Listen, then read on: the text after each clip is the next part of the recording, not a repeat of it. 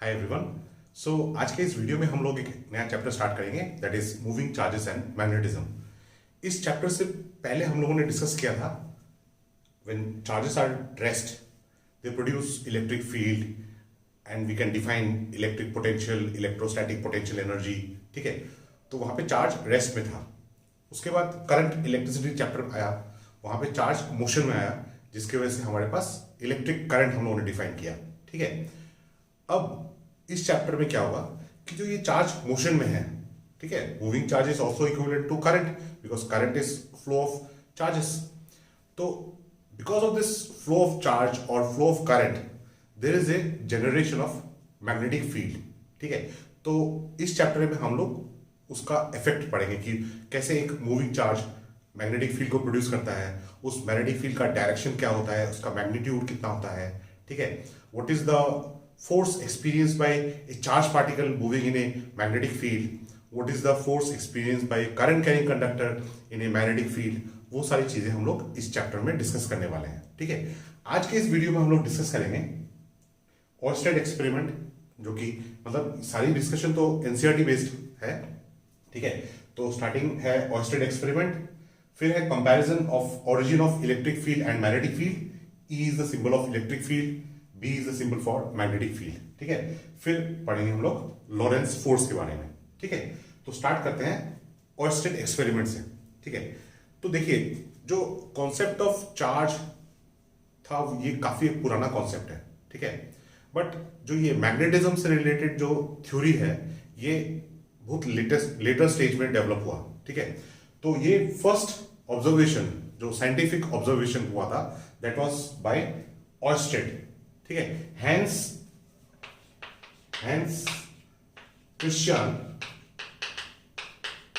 Christian ऑयस्टेड, ये इनका नाम था। ठीक है, हैंस क्रिश्चियन ऑयस्टेड। तो इन्होंने क्या ऑब्जर्व किया, इन्होंने ऑब्जर्व किया कि अगर एक करंट कैरिंग कंडक्टर है, ठीक है, एक कंडक्टर है, इसमें करंट फ्लो कर रहा है। ठीक है, और इसके पास अगर हम लोग एक कंपास नीडल रखते हैं, ठीक है, कंपास नीडल रखा है, तो कंपास नीडल सपोज ये नीडल का नॉर्थ पोल है, ये साउथ पोल है, नीडल ऐसे है, इस पोजीशन में, ऐसे इस प्लेन में, और करंट ऐसे फ्लो कर रहा है। ठीक है, तो देखिए ये जो कंपास नीडल है ना, compass needle, this compass needle is magnetic. ठीक है, कंपास नीडल मैग्नेटिक है, और इस नीडल को डिफ्लेक्ट करने के लिए एक दूसरा एक एक्सटर्नल मैग्नेटिक फील्ड होना चाहिए। मतलब जैसे नॉर्मल कंपास है, हम लोग उससे नॉर्थ साउथ डायरेक्शन पता करते हैं। ठीक है, अब हम लोग कैसे नॉर्थ साउथ डायरेक्शन पता करते हैं, because that needle is deflected by, that needle is magnetic and that needle is deflected by the magnetic field of earth. ठीक है, तो मतलब अगर मैग्नेटिक नीडल डिफ्लेक्ट हो रहा है तो इसका मतलब कोई दूसरा मैग्नेटिक फील्ड वहां पे है, उस नीडल को डिफ्लेक्ट करने के लिए एक एक्सटर्नल मैग्नेटिक फील्ड होना चाहिए। ठीक है, नीडल का खुद भी अपना एक मैग्नेटिक फील्ड है, पर वो अपने खुद के मैग्नेटिक फील्ड को एक्सपीरियंस नहीं कर सकता है। जैसे एक चार्ज है, एक चार्ज अपने चार्ज की वजह से तो फोर्स एक्सपीरियंस नहीं करेगा, एक चार्ज दूसरे किसी चार्ज की वजह से फोर्स एक्सपीरियंस करेगा। वैसे ही अगर एक कंपास नीडल है जो कि मैग्नेटिक होता है, अगर आपको उस नीडल को डिफ्लेक्ट करना है तो उसके ऊपर आपको एक दूसरा magnetic field, external magnetic field apply करना होगा। ठीक है, तो अर्थ का मैग्नेटिक फील्ड जब कंपास नीडल को डिफ्लेक्ट करता है तो उससे हम लोग अर्थ में नॉर्थ साउथ डायरेक्शन जज कर सकते हैं। ठीक है, तो अगर ये कंपास नीडल, देखिए कंपास नीडल अगर डिफ्लेक्ट हो रहा है, ठीक है, एक कंडक्टर के पास उसको लेके आए, ठीक है, इनिशियली सपोज इस कंडक्टर में कोई करंट फ्लो नहीं कर रहा है, तो ये जो नीडल है ये अर्थ का नॉर्थ साउथ डायरेक्शन शो करेगा। तो मतलब now the needle is under the influence of earth magnetic field. ठीक है, अच्छा, मतलब अर्थ मैग्नेटिक फील्ड तो थोड़ा काफी वीक है। ठीक है, अब इस कंडक्टर में अगर करंट ऊपर की तरफ गया, ठीक है, तो ये जो एरो है ये नॉर्थ पोल है, ये साउथ पोल है नीडल का। ठीक है, और नीडल इस प्लेन में है, हॉरिजॉन्टल प्लेन में है। ठीक है, नीडल मतलब मान लीजिए नीडल ऐसे है तो नीडल इस प्लेन में है, इस प्लेन में नीडल ऐसे रोटेट कर रहा है। ठीक है, अच्छा, तो अगर ये करंट का डायरेक्शन ऊपर की तरफ है, ठीक है, सो जैसे ही सबसे पहले तो चीज है कि जैसे ही करंट यहां से फ्लो किया there is a deflection in the magnetic field. तो इसका मतलब जो क्रिश्चियन ऑयस्टेड ने ये कंक्लूड किया कि a current carrying conductor produces a magnetic field, क्योंकि इस नीडल पे कब डिफ्लेक्शन हुआ? जब यहां पे करंट फ्लो हुआ, ठीक है। तो पहला ऑब्जर्वेशन हुआ कि करंट कैरिंग कंडक्टर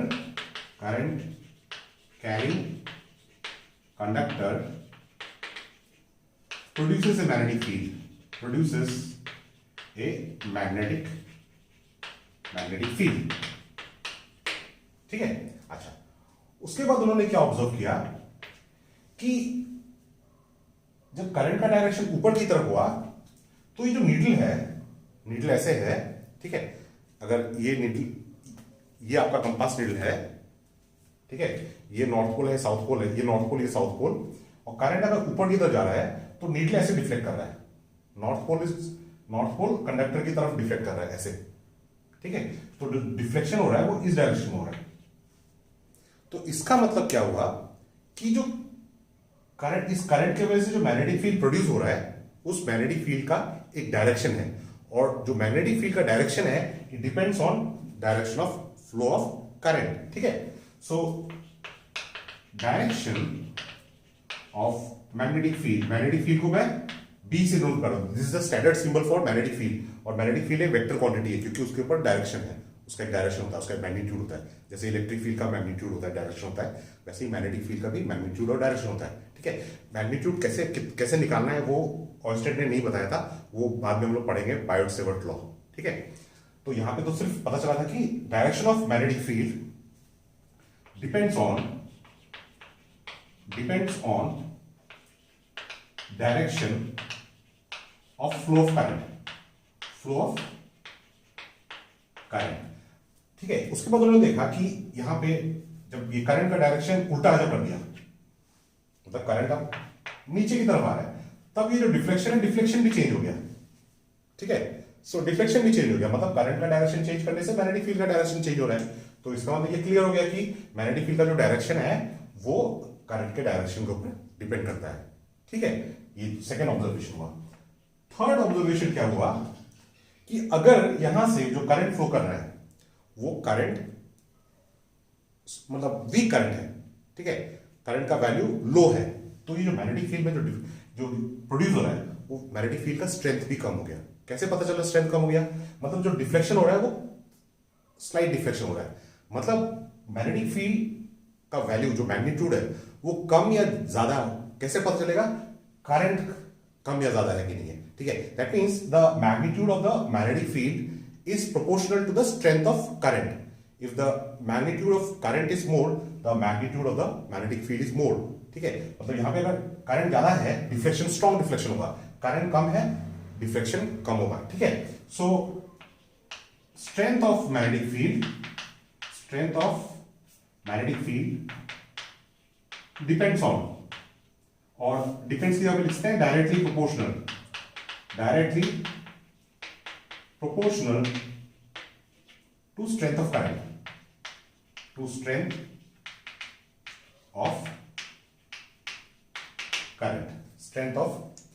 ठीक है। ये कुछ बेसिक ऑब्जर्वेशंस हैं, ठीक है। और भी कुछ एक ऑब्जर्वेशन है रिगार्डिंग ये जो डायरेक्शन है, डायरेक्शन उन्होंने, ये तो मैंने सिर्फ एक कंपास नीडल यहां पे एक पोजीशन पे ड्रॉ किया है, ठीक है। अगर मैं इसको थोड़ा सा अलग से रिप्रेजेंट करूं, मतलब मान लीजिए कि ये करंट कैरिंग कंडक्टर है, ठीक है, तो यहां पे मैं एक सर्कल ड्रॉ कर रहा हूं, ठीक है। ये जो सर्कल है उस सर्कल के सेंटर से ये कंडक्टर पास कर रहा है, सर्कल इस प्लेन में है, और उस सर्कल के सेंटर से ये करंट कैरिंग कंडक्टर पास कर रहा है, करंट ऊपर की डायरेक्शन में फ्लो कर रहा है, ठीक है।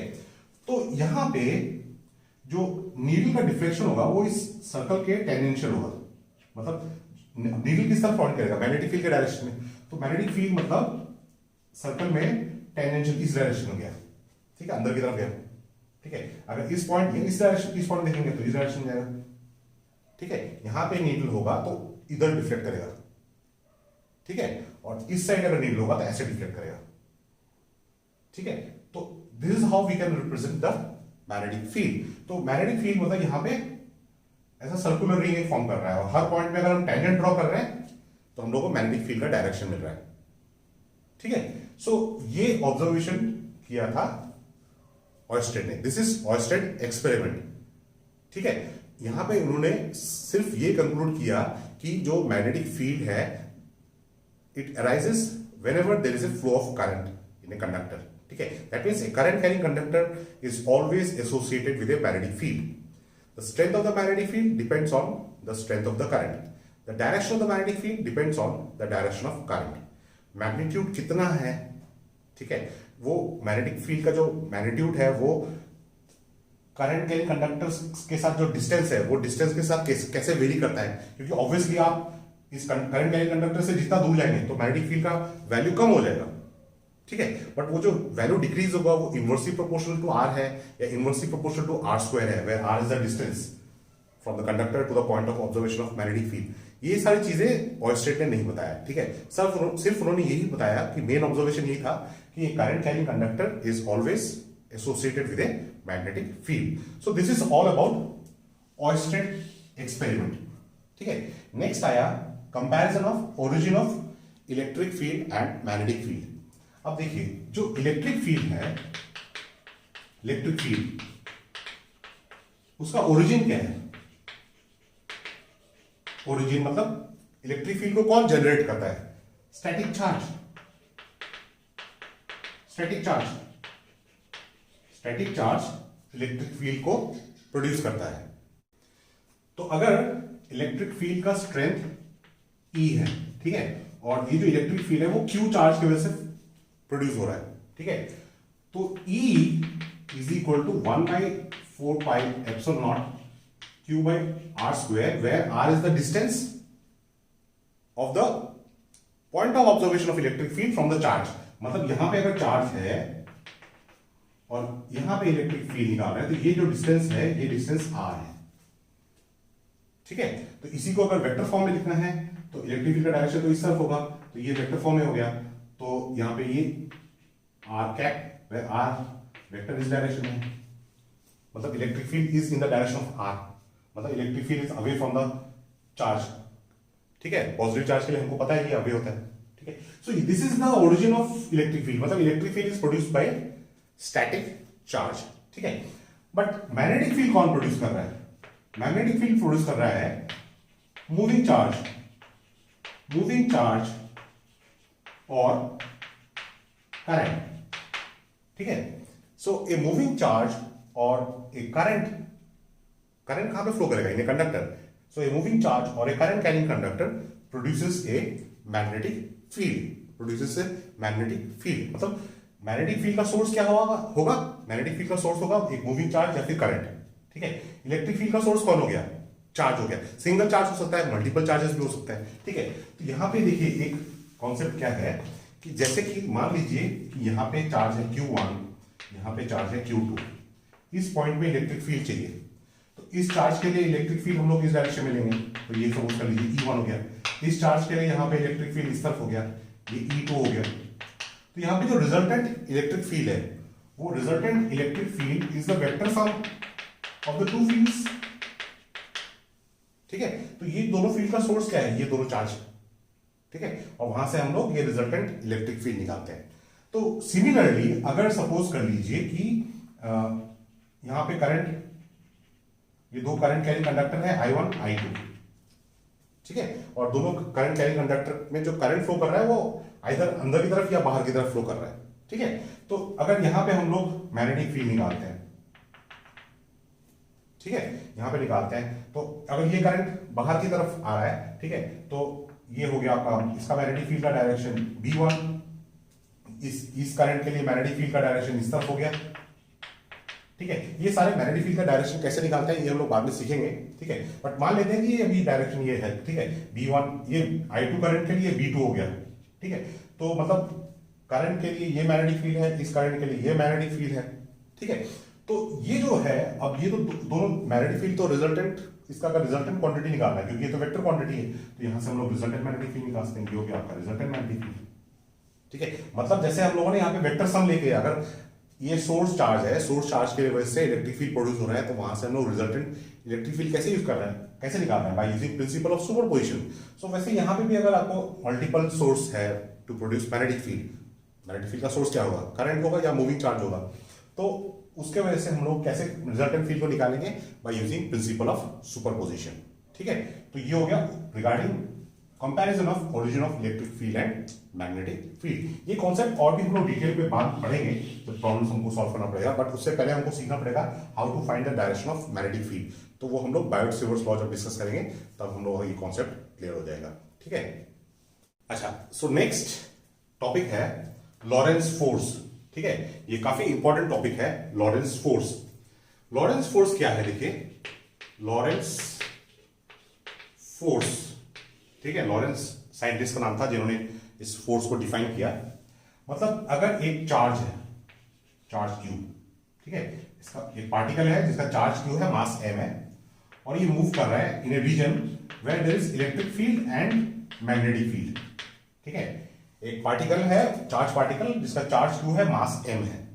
ठीक है, वो ऐसे रीजन में मूव कर रहा है जहां पे इलेक्ट्रिक फील्ड भी है, मैग्नेटिक फील्ड भी है।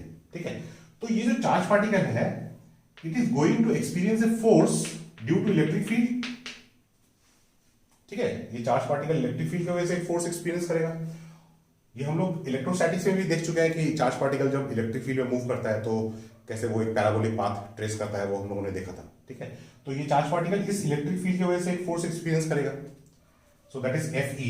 It is also going to experience a force due to magnetic field, due to magnetic field. ठीक है, तो ये जो टोटल फोर्स है, total force on the charge particle moving in electric field and magnetic field, ये जो force है, this force is called Lorentz force. This force is called Lorentz force. तो इसका मतलब क्या है, Lorentz force is the force experienced bye A charge particle moving under the simultaneous influence of electric field and magnetic field. ठीक है, सो ये हो गया डेफिनेशन ऑफ लॉरेंस फोर्स। ये जो क्वांटिटी है, ठीक है, ये इस क्वांटिटी को FB, this is not Facebook, FB is force due to magnetic field. ये जो है इसको बोलते हैं magnetic Lorentz force, magnetic Lorentz force. ठीक है, टोटल फोर्स जो है, टोटल फोर्स का नाम है लॉरेंस फोर्स, मगर force due to magnetic field उसका नाम है मैग्नेटिक लॉरेंस फोर्स। ठीक है, अच्छा, अब ये इसका कहानी तो हम लोग पहले देख चुके हैं, force due to electric field. Force due to electric field ये हम लोग पढ़ चुके हैं कि अगर एक charge particle electric field E में मूव कर रहा है, Q charge electric field E में मूव कर रहा है, तो जो फोर्स होगा Fe is equal to Q times the strength of electric field. ये हम लोगों को पता है। ठीक है, अब एक्स्ट्रा चीज हमको सीखना है, मतलब लॉरेंस फोर्स पता लगाने के लिए हमको ये भी पता चल, ये भी चाहिए, इसका इंफॉर्मेशन चाहिए। इसका इंफॉर्मेशन तो हमारे पास है। ठीक है, तो अब देखते हैं ये मैग्नेटिक लॉरेंस फोर्स का एक्सप्रेशन कैसा होता है। ठीक है, अब मान लीजिए कि हमारे पास एक प्लेन है। ठीक है, ये प्लेन ऑन द बोर्ड। ठीक है, दूसरा एक प्लेन है which is perpendicular to the plane of the board. ठीक है, perpendicular to the plane of the board, मतलब ये कुछ ऐसा है, ऐसा है कुछ, मतलब ये एक प्लेन है, ये एक प्लेन है, और ये एक दूसरा प्लेन है। ठीक है, ये एक प्लेन और ये दोनों प्लेन, ये प्लेन और ये प्लेन क्या हो गया, म्यूचुअली परपेंडिकुलर प्लेन हो गए, है कि नहीं। सो ये दोनों प्लेन हो गए। यहां पे इस डायरेक्शन में मान लेते हैं ये एक्स एक्सिस, ये हो गया आपका वाई एक्सिस, ये हो गया आपका जेड एक्सिस। मतलब ये जो है आपका एक्स वाई प्लेन है और ये जो प्लेन है ये आपका एक्स जेड प्लेन है। ठीक है, अच्छा, अब मान लीजिए कि यहां पे एक पार्टिकल है जिसका चार्ज क्यू है और मास m है। ये पार्टिकल, इसका चार्ज क्यू है, मास m है, और इस डायरेक्शन में आपके पास मैग्नेटिक फील्ड है। This is the direction of the magnetic field, मतलब magnetic field is along X axis. ठीक है, और चार्ज पार्टिकल इस डायरेक्शन में मूव कर रहा है, मतलब एग्जैक्ट प्लेन में मूव कर रहा है विद वेलोसिटी v। ठीक है, ये एंगल थीटा है, ये एंगल थीटा है, मतलब theta is the angle between direction of velocity and direction of magnetic field. ठीक है, तो जो मैग्नेटिक लॉरेंस फोर्स है, मैग्नेटिक लॉरेंस फोर्स मतलब FB। ठीक है, ये एक जो मैं भी रिजल्ट डिस्कस करने वाला हूं, ये एक एक्सपेरिमेंटल रिजल्ट है, मतलब एक्सपेरिमेंट किया गया है चार्ज को एक मैग्नेटिक फील्ड में मूव किया है और फिर डेटा कलेक्ट किया है। डेटा कलेक्ट करके ये पता चला कि जो फोर्स है, magnetic Lorentz force, it is proportional to magnitude of the charge. मतलब चार्ज का मैग्नीट्यूड ज्यादा है तो वो फोर्स भी ज्यादा एक्सपीरियंस कर रहा है। मतलब जैसे 1 माइक्रोकूलम चार्ज है तो वो एक पर्टिकुलर फोर्स एक्सपीरियंस कर रहा है, 2 माइक्रोकूलम चार्ज है तो फोर्स आपका डबल हो रहा है। तो force is proportional to the magnitude of the charge. ठीक है। अच्छा, यहां पे मैंने चार्ज का मैग्नीट्यूड, मतलब चार्ज को पॉजिटिव लिया है, इसलिए वहां पे मैंने मैग्नीट्यूड नहीं रिप्रेजेंट किया है। ठीक है, पॉजिटिव चार्ज लिया है। अब चार्ज अगर नेगेटिव होगा तो डायरेक्शन कैसे चेंज होगा वो भी मैं दिखाऊंगा। तो ये तो हो गया फर्स्ट पॉइंट। सेकेंड पॉइंट है कि जो फोर्स है it is proportional to strength of the magnetic field. मतलब मैग्नेटिक फील्ड ज्यादा स्ट्रांग है तो चार्ज ज्यादा फोर्स एक्सपीरियंस करेगा। ठीक है। अब थर्ड ऑब्जर्वेशन है कि देखिए ये जो v है वेलोसिटी, इसका कंपोनेंट अलोंग मैग्नेटिक फील्ड क्या होगा, v cos थीटा, और ये वाला कंपोनेंट क्या होगा, ये v sin थीटा होगा। मतलब ये जो v sin थीटा है ये मैग्नेटिक फील्ड के साथ परपेंडिकुलर है। इस प्लेन में देखें तो v sin theta magnetic field के साथ परपेंडिकुलर होगा। तो इसका मतलब जो फोर्स है, ये जो फोर्स है, force is proportional to component of velocity perpendicular to magnetic field. This is the third observation. Force, magnetic Lorentz force is proportional to component of velocity perpendicular to magnetic field. So what is the component of velocity perpendicular to magnetic field? V sin theta. V sin theta. ठीक है, तो इसका मतलब FB proportional to V sin theta. ठीक है, तो ये जो रिजल्ट है, ये तीनों रिजल्ट को अगर कंबाइन करते हैं तो हमारे पास आता है FB proportional to QB V sin theta। QB V sin theta। यहां पे प्रोपोर्शनलिटी कांस्टेंट 1 है तो इसको मैं इक्वल कर देता हूं। तो जो FB का फॉर्म होगा इन वेक्टर फॉर्म, ठीक है, magnetic Lorentz force in vector form, it is Q times V cross B। It is Q times, Q तो स्केलर क्वांटिटी है, बाहर रख दिया। ठीक है, V क्रॉस B। अब आप बोलेंगे कि मैंने यहां पे B क्रॉस V क्यों नहीं लिखा। ठीक है, अब आप बोलेंगे कि यहां पे मैंने B क्रॉस V क्यों नहीं लिखा, मैंने V क्रॉस B लिखा है, B को आगे V को पीछे क्यों नहीं लिखा। देखिए यहां पे तो ये एक्सपेरिमेंटल ऑब्जर्वेशन है, ठीक है, कोई थ्योरेटिकल कॉन्सेप्ट तो नहीं है। तो यहां पे जो ये चार्ज है ये तो फोर्स एक्सपीरियंस करने वाला है। तो ये जो फोर्स अगर वेलोसिटी इस डायरेक्शन में है, मैग्नेटिक फील्ड इस डायरेक्शन में है, तो ये चार्ज पार्टिकल जो फोर्स एक्सपीरियंस करता है वो इस डायरेक्शन में एक्सपीरियंस करता है along y axis. This is the direction of the magnetic Lorentz force provided this charge is positive. This charge is positive. So that means ये जो फोर्स है, ये फोर्स जो है it is perpendicular to the plane containing v and b, और इसका direction किसके direction में होगा, इसका डायरेक्शन v क्रॉस b के डायरेक्शन में होगा। तो v क्रॉस b, v इस तरफ है, b इस तरफ है, right hand curl rule, cross product का, वेक्टर क्रॉस प्रोडक्ट का रूल लगाएंगे तो फोर्स का डायरेक्शन किस तरफ होगा, ऊपर की तरफ होगा ना, है कि नहीं। सो अगर चार्ज पार्टिकल इस डायरेक्शन में मूव कर रहा है, मैग्नेटिक फील्ड इस तरफ है, तो force on the charge particle ऊपर की तरफ होगा। कब, ये चार्ज जब पॉजिटिव होगा। अब यहां पे अगर ये चार्ज नेगेटिव हो गया तो उस केस में यहां पे माइनस साइन आ गया, माइनस साइन आ गया तो ये फोर्स का डायरेक्शन क्या हो जाएगा, नीचे की तरफ हो जाएगा। ठीक है, तो इसका मतलब पॉजिटिव चार्ज होगा तो ये ऊपर की तरफ फोर्स एक्सपीरियंस करेगा, नेगेटिव चार्ज होगा तो फोर्स किस तरफ एक्सपीरियंस करेगा, नीचे की तरफ। ठीक है, सो ये हो गया आपका expression for magnetic Lorentz force. Magnetic Lorentz force. अच्छा, अब ये जो हमारे पास एक्सप्रेशन आया मैग्नेटिक लॉरेंस फोर्स, ठीक है, ये थोड़ा हम लोग इसका मतलब थोड़ा ज्यादा ज्ञान से थोड़ा ड्रॉ करते हैं। तो देखिए जो मैग्नेटिक लॉरेंस फोर्स का एक्सप्रेशन है FB is equal to Q V cross B। ठीक है, अब देखिए पहली चीज कि अगर Q इज इक्वल टू 0 है, Q equal to 0, so this implies force, magnetic Lorentz force is 0। मतलब अगर अनचार्ज पार्टिकल है, अनचार्ज पार्टिकल, ठीक है, वो अगर मैग्नेटिक फील्ड में मूव कर रहा है, ठीक है, an uncharged particle moving in a magnetic field, it is not going to experience any force. An uncharged particle moving in a magnetic field will not experience any force. ठीक है, अच्छा, next observation is if V is equal to 0, again this force is zero. So that means if it is charge particle, charge है particle में, ठीक है, but वो static condition में है, वो मूव नहीं कर रहा है, ठीक है, then it is not going to experience any force due to magnetic field. ठीक है, static charge particle is not going to experience any magnetic Lorentz force. It is not going to experience any force due to magnetic field. Charge जब move करेगा तभी वो force experience करेगा. ठीक है. अच्छा, नेक्स्ट ऑब्जर्वेशन क्या है, देखिए ये जो फॉर्मूला है, ये फॉर्मूला हो गया F B is equal to Q V B sine theta. What is theta? Theta is the angle between velocity and magnetic field.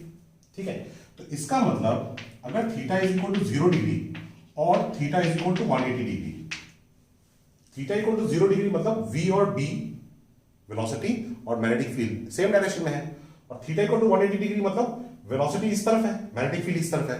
तो इसका मतलब अगर चार्ज पार्टिकल मैग्नेटिक फील्ड के डायरेक्शन में मूव कर रहा है या मैग्नेटिक फील्ड के एंटी पैरेलल डायरेक्शन में मूव कर रहा है, दोनों ही केसेस में फोर्स जीरो होगा.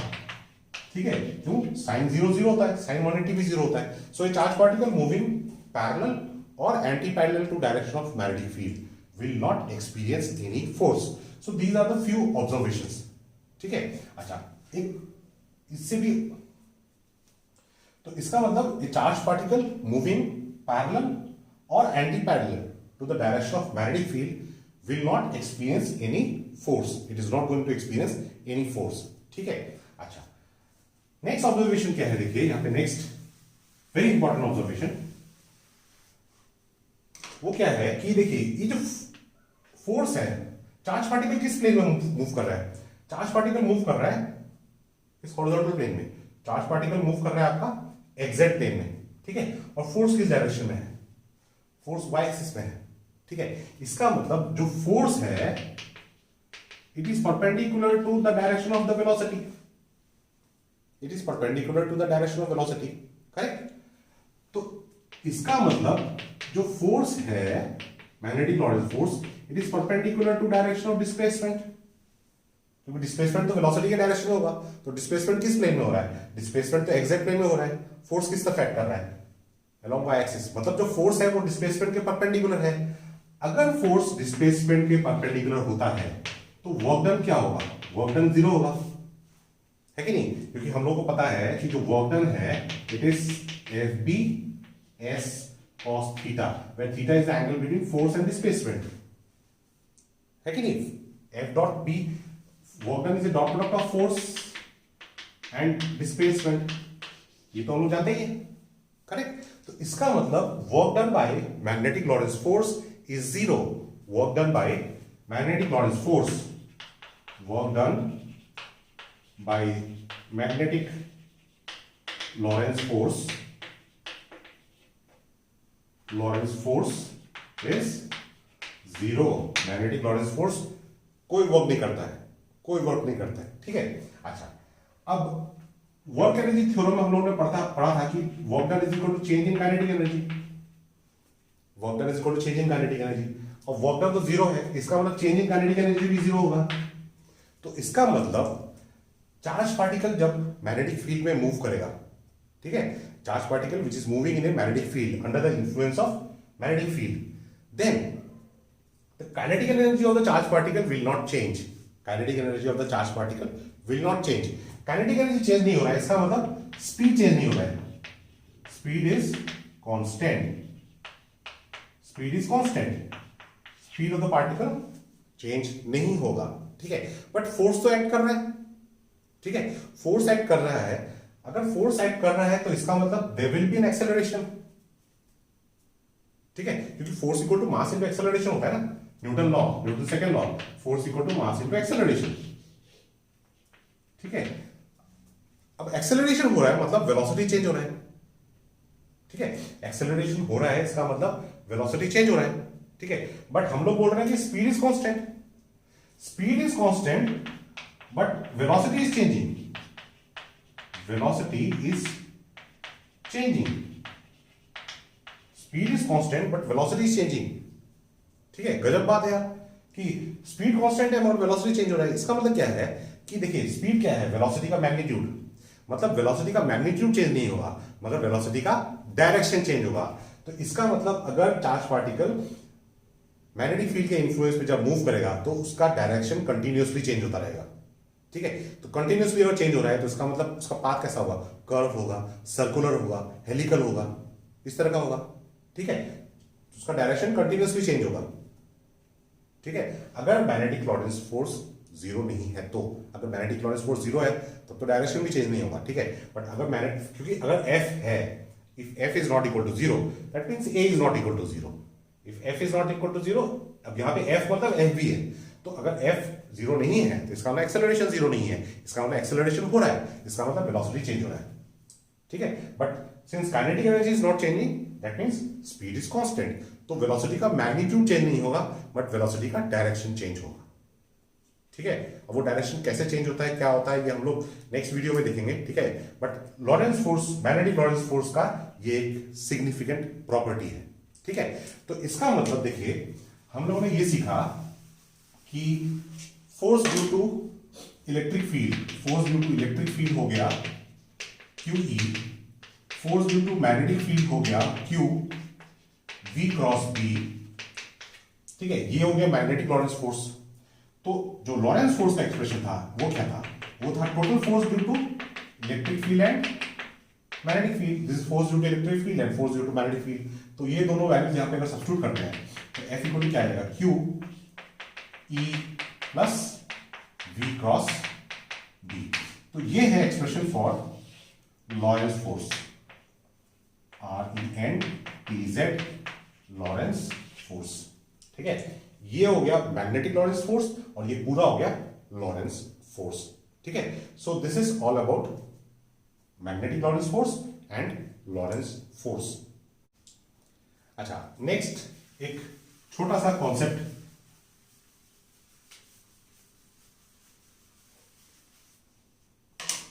देखिए जो मैग्नेटिक लॉरेंस फोर्स का एक्सप्रेशन था वो हो गया Q V cross B। This is the expression for magnetic Lorentz force. अब इस एक्सप्रेशन के बेसिस पे हम लोग यूनिट ऑफ बी क्या है, मैग्नेटिक फील्ड, तो मैग्नेटिक फील्ड का यूनिट हम लोग डिफाइन कर सकते हैं। मतलब मैग्नेटिक फील्ड को नॉर्मली हम लोग SI सिस्टम में टेस्ला में रिप्रेजेंट करता है, टेस्ला, कैपिटल T। ठीक है, तो मतलब इसको मैं लिख सकता हूं FB is equal to Q VB sine theta. ठीक है, तो इसका मतलब अगर FB is equal to 1 newton है, Q is equal to 1 coulomb, V equal to 1 metre per second and theta is equal to 90 degree, तो ये 1 हो गया, ये 1 कूलम हो गया, V 1 मीटर पर सेकेंड हो गया, तब B इक्वल टू क्या होगा, तब B इक्वल टू 1 टेस्ला होगा। ठीक है, B इक्वल टू 1 टेस्ला होगा, तो इसका मतलब 1 टेस्ला को हम लोग कैसे डिफाइन कर सकते हैं, 1 tesla is the strength of magnetic field, 1 tesla is the strength of magnetic field when 1 coulomb charge moving with velocity of 1 meter per second perpendicular to direction of magnetic field, theta equal to 90 degree, perpendicular to direction of magnetic field experiences a force of 1 Newton। ठीक है, so 1 Tesla is strength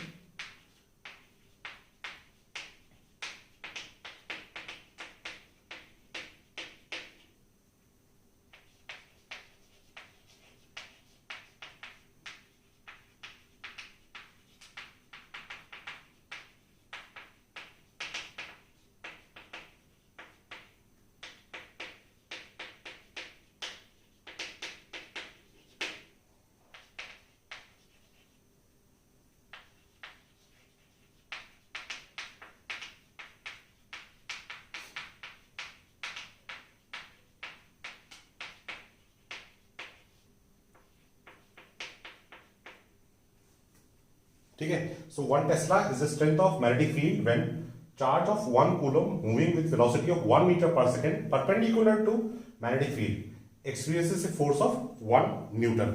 so this is how we can define 1 tesla. अच्छा, इसी तरह से यहां पे इस expression को अगर मैं लिखूं B is equal to FB divide by QV sine theta.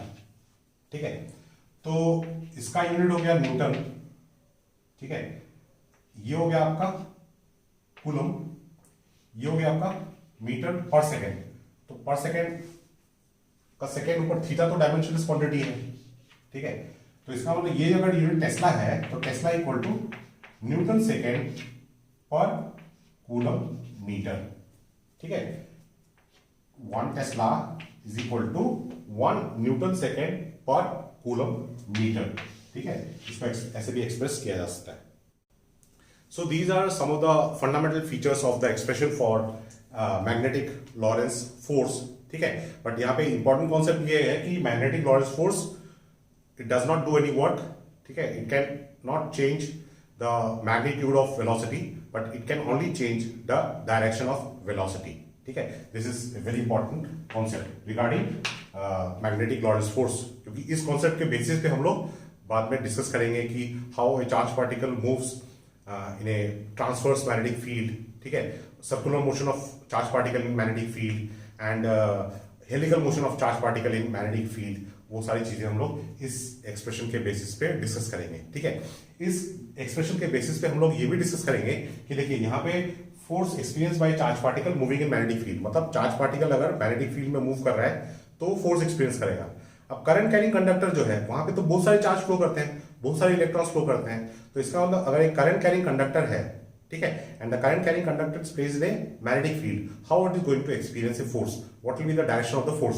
सो वो सारी चीजें भी हम लोग नेक्स्ट वीडियो में डिस्कस करेंगे, ठीक है। सो आज के इस वीडियो में ये सारे कॉन्सेप्ट्स थे, these are the very important things with regard to the introductory part of the chapter moving charges and magnetism. So please go through this video. यहाँ तक देखा है मतलब आपने वीडियो को अच्छी तरह से देखा होगा। On the basis of this video, try to write down things on your own, ठीक है, so that वो जो नोट्स होंगे वो आपके खुद के नोट्स होंगे और आपको अच्छी तरह से समझ में भी आ चुका होगा, ठीक है। So with this I end this video. My best wishes. Good luck.